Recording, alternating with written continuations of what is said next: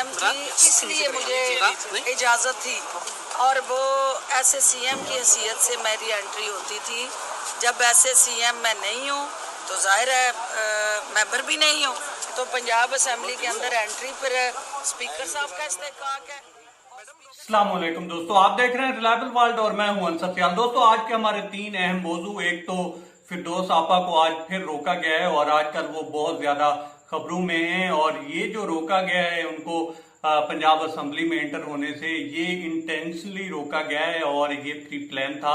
इस पे आज बात करेंगे। दूसरे नंबर पे हामिद मीर ने एक इंटरव्यू दिया है हार्ट टॉक प्रोग्राम में, बीबीसी को, स्टीफन सकर के प्रोग्राम में, और उसमें फिर उन्होंने जो है इदारों को मलाइन किया है, फिर उनके ऊपर बात की है। इस पे भी बात होगी। और तीसरे नंबर पे हम बात करेंगे सऊदी अरेबिया पे।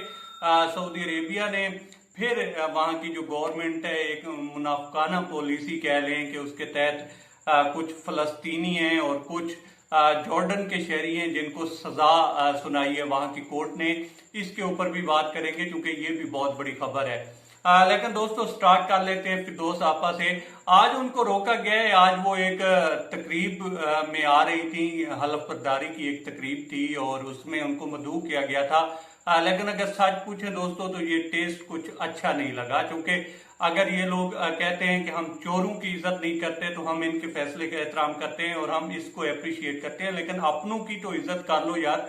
आप लोगों ने एक बंदे को जो है मदऊ किया, वो आया भी है। एक दिन दो दिन पहले आप लोगों ने उससे इस्तीफा भी लिया है। कुछ जो मुरव्वत भी कोई चीज होती है, क्यूरियोसिटी भी कोई चीज होती है, लेकिन आप लोगों ने तो अखीर ही कर दी।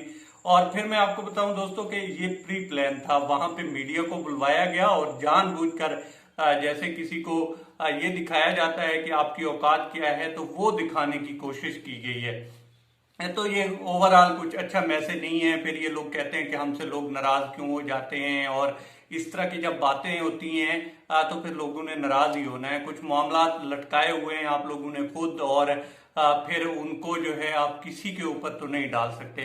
खैर, ये कुछ अच्छा टेस्ट बहरहाल नहीं गया। अब आ जाते हैं दोस्तों दूसरे जो एक आज फिर जो है इंटरव्यू दिया गया है हामिद मीर की तरफ से, और फिर इदारों को जो है मलाइन किया गया है।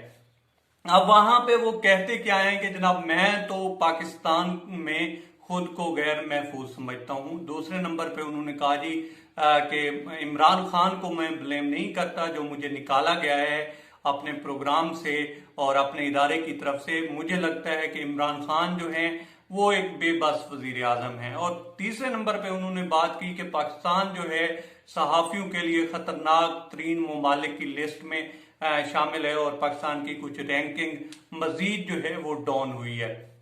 अब अगर पहली बात उनकी मान लें कि वो कहते हैं कि जनाब मैं तो इधर महफूज नहीं हूं, तो भाई छोड़ दो इस मुल्क को। अगर आप यहाँ पे खुद को महफूज नहीं समझते, यहीं पे आप रहते रहे हो, यहीं पे आप 40-40, 50-50 लाख तक तनख्वाहें लेते रहे हो माना, और यहीं से कमाया है, खाया है, अपना नाम बनाया है, और फिर कहते हो कि मैं यहाँ पे महफूज ही नहीं हूँ। दूसरे नंबर पे वो कहते हैं कि जनाब वजीर आजम जो है इमरान खान, मैं उनको ब्लेम नहीं करता। इनडायरेक्टली वो कह ये रहे थे कि जो फौज है सारा कुछ उसके हाथ में है और इमरान खान के हाथ में है कुछ नहीं, इसलिए मैं उनको मतलब इस जो इंटरव्यू था इसकी कई डायमेंशन है दोस्तों।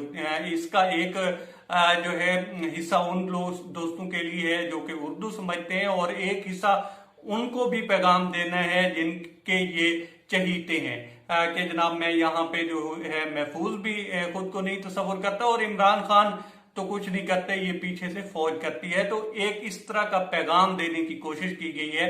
और साथ ये भी कहा गया है जनाब के पाकिस्तान जो है वो गैर महफूज ममालिक जो हैं सहाफियों के लिए उनकी लिस्ट में शामिल है, और मजीद जो पीटीआई की 3 साल गवर्नमेंट है इसमें उसकी जो रैंकिंग है मजीद डाउन हुई है। अब इनको ये भूल जाता है कि जो दूसरे मुल्क है वहां पे क्या होता है। जमाल खशोगी का ही ये देख लें कि उनके साथ क्या हुआ था और वो मुल्क कौन से थे। जो ममालिक खतरनाक होते हैं वो इस तरह से करते हैं और फिर लोग मिलते भी नहीं है। लेकिन इनको ये सारी चीजें भूल जाती हैं। इनको इजी लगता है कि फौज को टारगेट करो और इनडायरेक्टली जो है इदारों को मलाइन करो और खुद का जो है फायदा उठाने की कोशिश करो। तो इस तरह का मिला जुला सा एक इंटरव्यू था, लेकिन इसके जो यूं कह लें कि असरात हैं वो दूरस ही होंगे, क्योंकि उसमें जो जिस तरह से उन्होंने एक तरीके से जो है एक तनकीद की है, तो इसके असरात तो होंगे।